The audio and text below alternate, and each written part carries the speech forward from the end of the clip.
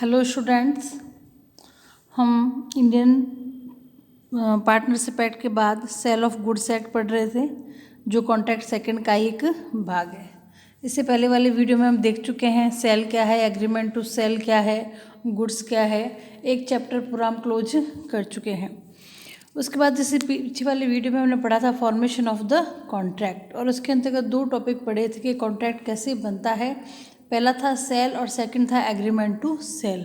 Cell क्या है, agreement to cell क्या, हमने देख लिया। अब इन दोनों में डिफरेंस क्या है वो आज की क्लास में हम देखेंगे। तो आज का टॉपिक है difference between sale and agreement to sale, यानी कि विक्रय और विक्रय करने के करार में क्या अंतर है, क्या जो डिफरेंस दोनों में है। सेक्शन 4 के क्लोज 3 के अंतर्गत दोनों की डेफिनेशन है, या दोनों को एक ही साथ समझाया गया है, विक्रय और विक्रय करने के करार को। तो दोनों में क्या डिफरेंस है हम देखते हैं। पहला डिफरेंस है sale is an executed contract और agreement to sale an executory contract, यानी कि निष्पादित है, ये एग्जीक्यूशन किया जा चुका है और कॉन्ट्रैक्ट टू सेल का एजुकेशन अब होना बाकी है, ड्यू। क्योंकि सेल की डेफिनेशन क्या पढ़ी थी अपने कि जब माल में की संपत्ति का अंतरण विक्रय की सुविधा के अधीन विक्रेता से क्रेता को हो जाता है, यानी कि जो पोजेसन है, जो स्वामित्व है, वो क्या चला गया, अब क्रेता के पास चला गया, तो वैसे क्या बन जाता है, वो सेल बन जाता है, विक्रय हो जाता है। लेकिन विक्रय के ठहराव में हमने क्या पढ़ा था, एग्रीमेंट टू सेल में क्या पढ़ा कि यह जो ऑनरशिप है, जो स्वामित्व है, वो कब होगा, किसी आगामी समय में कोई डेट डिसाइड कर दी है या किसी शर्तों के अधीन जब वो समय आ जाएगा, यानी कि फ्यूचर टाइम, और जो शर्तें हैं वो पूरी हो जाएगी, तब वह क्या होगा, एग्रीमेंट टू सेल किसमें बनेगा, सेल में, सेल के अंतर्गत चेंज हो जाएगा। जब शर्तें पूरी हो जाएगी और आगामी समय आ जाएगा, तब माल में की संपत्ति का अंतरण विक्रेता से क्रेता को होगा। मेन डिफरेंस ये पड़ा था कि ऑन द स्पॉट, यानी कि उसी समय क्या हो जाता है, संपत्ति का अंतरण हो जाता है, तो क्रेता क्या बन जाता है, उसका स्वामी बन जाता है। लेकिन एग्रीमेंट टू सेल में यह नहीं था, वह बाद में बनता है। तो ये प्रकृति जो नेचर है उसका, जो पहले वो क्या हो गया कि विक्रय में अनुबंध का निष्पादन पहले ही हो जाता है, यानी कि एक एग्जीक्यूटेड कॉन्ट्रैक्ट है और उसका निष्पादन होना शेष रहता है, ड्यू रहता है एग्जीक्यूशन। क्यों? क्योंकि वह किसी भविष्य में किसी तिथि को पूरी होगा या वो समय या शर्तों के पूरा होने पर होता है, ये एग्जीक्यूटरी अनुबंध कहलाएगा। ये तो हो गया उसकी नेचर के हिसाब से इनका डिफरेंस। यदि कोई भी डिफरेंस हम पढ़ते हैं तो सबसे पहले उसकी डेफिनेशन को ध्यान में रख के ही देखा जाता है। तो डेफिनेशन के अनुसार पहला डिफरेंस क्या हो गया, नेचर के बारे में। अब बात आ रही, जैसे हमने पढ़ा था कि डेफिनेशन में, अब क्या करें सेल के बारे में। Since the ownership has passed to the buyer, the seller can sue the buyer for the price of the goods if the latter makes a default in payment. अब क्या क्या धन की चुकता नहीं की गई है, प्राइस नहीं दिया गया है, कीमत नहीं दी गई है, तो सेल के अंतर्गत क्रेता को क्या अधिकार होगा कि वह उसके लिए वाद दायर कर सकता है अपने गुड्स के लिए। दोनों को एक दूसरे के विरुद्ध अधिकार प्राप्त रहते हैं जब वो, यदि उनके अधिकारों का उन्होंने अपने सही तरीके से ड्यूटी का कार्य नहीं किया गया है। लेकिन यदि एग्रीमेंट टू सेल यदि ब्रीच हो रहा है तो इसके अंतर्गत उन्हें सिर्फ डैमेज प्राप्त करने का अधिकार है, कॉन्ट्रैक्ट को ब्रीच करने का राइट एग्रीमेंट टू सेल में नहीं है। क्लियर कि सेल के अंतर्गत तो क्या हो रहा है, यदि माल की कीमत नहीं चुकाई जा रही है या कोई भी डिफॉल्ट हो रहा है तो संविदा को भंग करने का अधिकार रहता है, लेकिन एग्रीमेंट टू सेल के अंतर्गत सिर्फ डैमेज ही पा सकता है। In case of breach the seller can only sue for damage unless the price was payable at a stated date. तो इसके अंतर्गत सिर्फ आपको डैमेज पाने का हक रहता है। फिर आता है सेल के अंतर्गत in case the buyer pays the price, उस समय हाथों हाथ क्या कर देगा, वो कीमत का भुगतान कर देगा। और कीमत कैसी होनी चाहिए, धन के रूप में होनी चाहिए। हम क्लोज 10 में ये परिभाषा पढ़ चुके हैं कि कीमत जो करंट मनी चल रही है वही होनी चाहिए, उसके अलावा कोई भी प्राइस कंसिडरेशन नहीं हो सकता।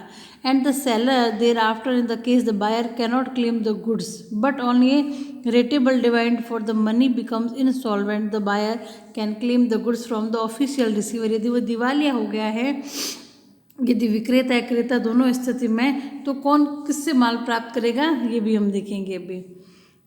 फिर बात आ रही है,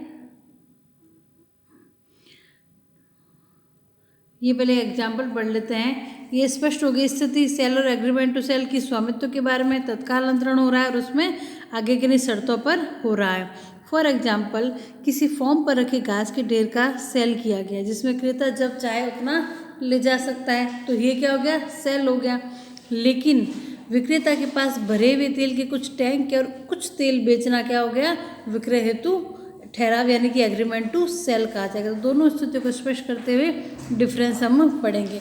तो सबसे पहले हम नेचर के बारे में पढ़ चुके हैं, स्वामित्व के अंतरण के बारे में हम पढ़ चुके हैं कि विक्रय में क्या हो जाएगा, स्वामित्व का जो अनुबंध है होते ही क्रेता के पास तुरंत चला जाएगा। लेकिन इसके अंतर्गत जो ऑनरशिप है वो क्रेता के पास से नहीं जाती है। कब जाएगी, अपना डेफिनेशन के 4 क्लोज 3 में क्या पढ़ा कि निर्धारित अवधि के पश्चात अथवा कुछ शर्तों के पूर्ण होने पर ही माल का स्वामित्व विक्रेता से क्रेता को अंतरित होता है, अन्यथा नहीं होता है।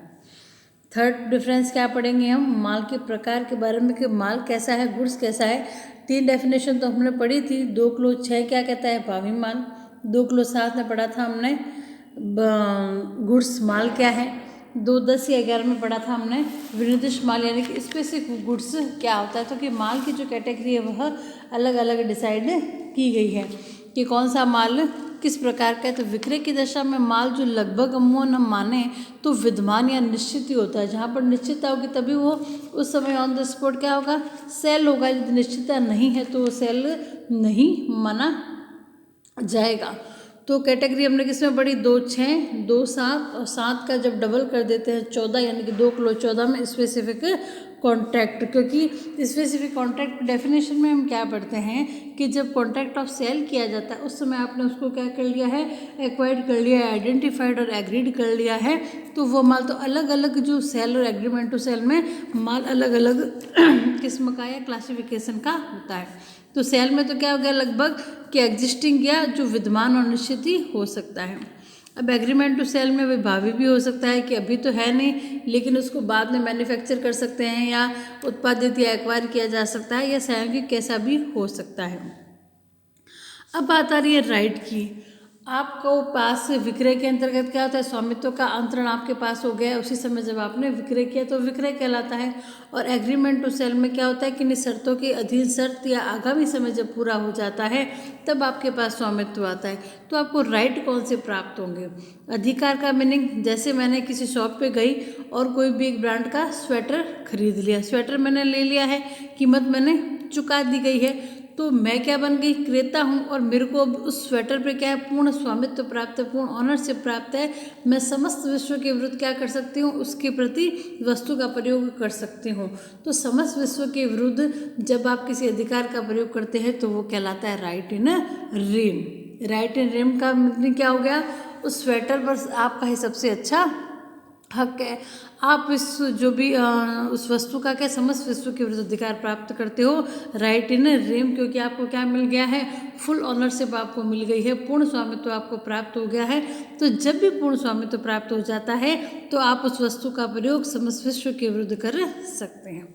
लेकिन एग्रीमेंट टू सेल में क्या हो रहा है, एक एग्रीमेंट तो हुआ है लेकिन इसमें क्या कर रहा है, क्रेता विक्रेता को एक दूसरे के विरुद्ध कर्तव्य भंग के लिए यानी कि कोई ब्रीच ऑफ ड्यूटी कर दी है तो उसके विरुद्ध विवाद प्रस्तुत करने का अधिकार प्राप्त होता है। वो राइट इन पर्सनम यानी कि जो पार्टी है सिर्फ एक दूसरे के विरुद्ध विवाद प्रस्तुत कर सकती है। किसके लिए, जब क्रेता विक्रेता को ही एक दूसरे के विरुद्ध करते हुए भंग की दशा में वाद प्राप्त करने का अधिकार है, संपूर्ण विश्व के विरुद्ध अधिकार प्राप्त नहीं होता। तो सेल में राइट इन रेम का अधिकार है और उसके अंदर राइट इन पर्सोनम के बारे में।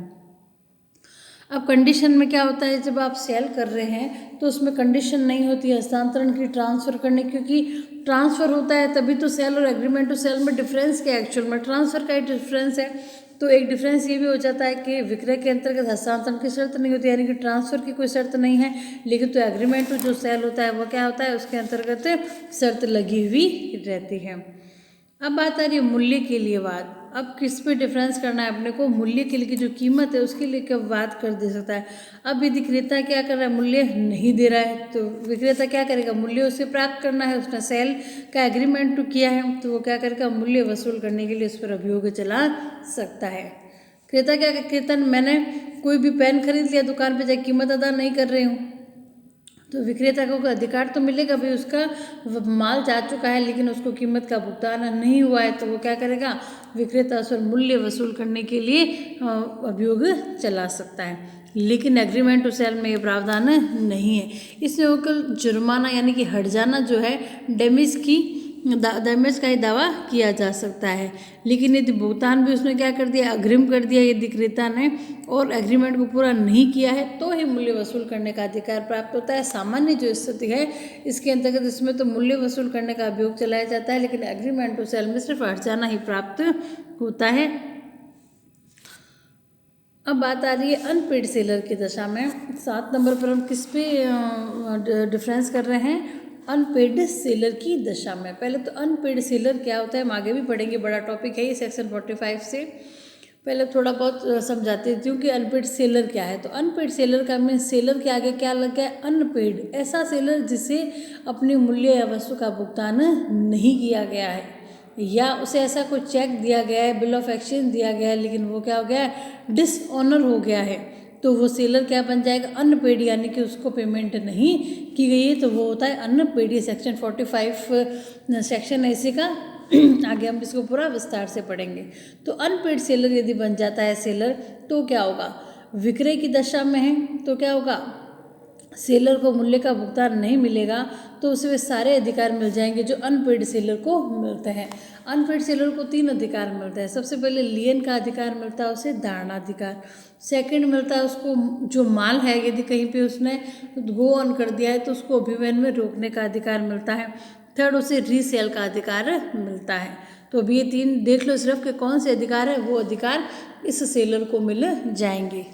अब बात आ रही है कि एग्रीमेंट टू सेल में है क्या, तो एग्रीमेंट की सेल में क्या होगा, विक्रेता के अनुबंध भंग करके क्या कर सकता है, क्रेता के विरुद्ध सिर्फ वाद प्रस्तुत करने का ही उसे अधिकार होता है। उसे जो तीनों जो अधिकार है, लियन का, मार्ग को रोकने का या रीसेल का अधिकार उसे नहीं मिलता है। सिर्फ वो क्या कर सकता है, कॉन्ट्रैक्ट को ब्रीच करके क्रेता के विरुद्ध वाद प्रस्तुत करने का ही अधिकार रखता है। अब बात आ रही है जोखिम की। हमने क्या पढ़ा सेल में कि स्वामित्व तुरंत अंतरण हो गया, राइट इन रेम उसको प्राप्त हो गया, तो जोखिम भी क्या होगी, माल का सेलिंग होने जाने पर जोखिम किसकी रहेगी, क्षति की जोखिम भी क्रेता की ही रहेगी, बायर की ही रहेगी, क्योंकि संपूर्ण स्वामित्व अब उसके पास ही है। लेकिन एग्रीमेंट टू सेल में क्या रहा, अभी तक जो ओनरशिप है वो विक्रेता के पास है, तो इसमें जो जोखिम है, जो रिस्क है, वो किस पर रहेगा, विक्रेता पर ही रहेगा। अब स्थिति आ जाती है जो इंसॉल्वेंसी हमने पढ़ी थी डेफिनेशन 2.8 के अंतर्गत के इंसॉल्वेंस क्या होता है कि ऐसा बंदा जिसने अपने ऋणों का संदाय क्या कर दिया गया, व्यापार के सामान्य अनुक्रम में बंद कर दिया गया है। अब वो जो इंसॉल्वेंसी है जो 2.8 में पढ़ी थी, वो विक्रेता भी हो गया है और क्रेता दोनों दिवालिया हो गए हैं। तो इस स्थिति में सेल और एग्रीमेंट टू सेल में क्या स्थिति बनेगी वो हम देखेंगे। पहली स्थिति आ रही है कि विक्रेता जो है, सेलर है, वो दिवालिया हो गया। अब सेलर दिवालिया हो गया है, क्रेता ने कीमत का भुगतान कर दिया गया है वस्तु से, तो वह उस माल को प्राप्त करने का अधिकार रखता है या नहीं रखता है। तो अपना जवाब होगा कि उसको अधिकार है, वो किससे प्राप्त कर लेगा, विक्रेता दिवालिया हो गया तो क्रेता क्या करेगा, जो उसका ऑफिशियल रिसीवर से भी क्या कर सकता है, माल को रिसीव करने का राइट रखता है, क्योंकि वही क्या होता है, माल का स्वामी होता है। जब इंसॉल्वेंसी हो जाती है तो आपको एक ऑफिशियल रिसीवर अपॉइंट किया जाता है कोर्ट के द्वारा, तो वह क्या होगा, उसी से वो माल को क्या कर सकता है, रिसीव कर सकता है, क्योंकि वह माल का स्वामी होता है। अब एग्रीमेंट टू सेल की दशा में ऐसी स्थिति आ जाती है, तो ऐसी दशा में क्रेता क्या है, माल पाने का अधिकार नहीं रखता, वह सिर्फ क्षतिपूर्ति की राशि के लिए दावा कर सकता है, क्योंकि उसमें स्वामित्वपूर्ण नहीं होता है। अब क्रेता दिवालिया हो गया, विक्रेता तो दिवालिया हो गया, तो स्थिति देख ली, क्रेता दिवालिया होगा तब क्या होगा, क्रेता दिवालिया होने की दशा में क्या करेगा, विक्रेता को क्रेता द्वारा खरीदा हुआ माल उसके ऑफिशियल रिसीवर के हवाले करना होगा। दोनों स्थिति में चाहे क्रेता हो चाहे विक्रेता हो, जो ऑफिशियल रिसीवर है वह उस कॉन्ट्रैक्ट को क्या करेगा, वो होल्ड करेगा। तो विक्रेता क्या कर सकता है, केवल मूल्य के भुगतान की मांग उससे कर सकता है, क्रेता के ऑफिशियल रिसीवर से।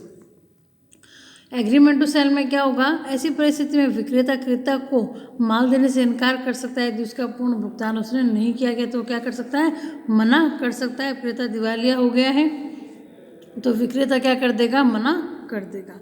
अब बात है रीसेल की, जैसे अपने पहले ऊपर पढ़ा कि विक्रय की दशा में तो माल का क्रेता क्या करेगा, माल का पुनः विक्रय आसानी से कर सकता है, लेकिन एग्रीमेंट टू सेल में कठिनाई आती है कि विक्रेता द्वारा क्या होता है, कॉन्ट्रैक्ट ऑफ ब्रीच कर दिया गया तो पुनः विक्रय के ठहराव को पूरा करना थोड़ा मुश्किल हो जाता है। लेकिन इसमें तो क्या दिया गया, उसको राइट ही दिया गया कि उसको रीसेल आप कर सकते हो यदि कीमत का भुगतान नहीं होता है। तो हमने पढ़ लिया आज एक डिफरेंस दोनों के बारे में। सब कोई भी डिफरेंस होता है हमेशा डेफिनेशन के अनुसार देखते हैं कि डेफिनेशन क्या कह रही है, और फिर उसके सब्जेक्ट मैटर जो को सब्जेक्ट है उनके आधार पर, सब टाइटल के आधार पर डिफरेंस देखते हैं। तो ये हो गया difference between sale and agreement to sale के बारे में। अगली क्लास में पढ़ेंगे, तब तक के लिए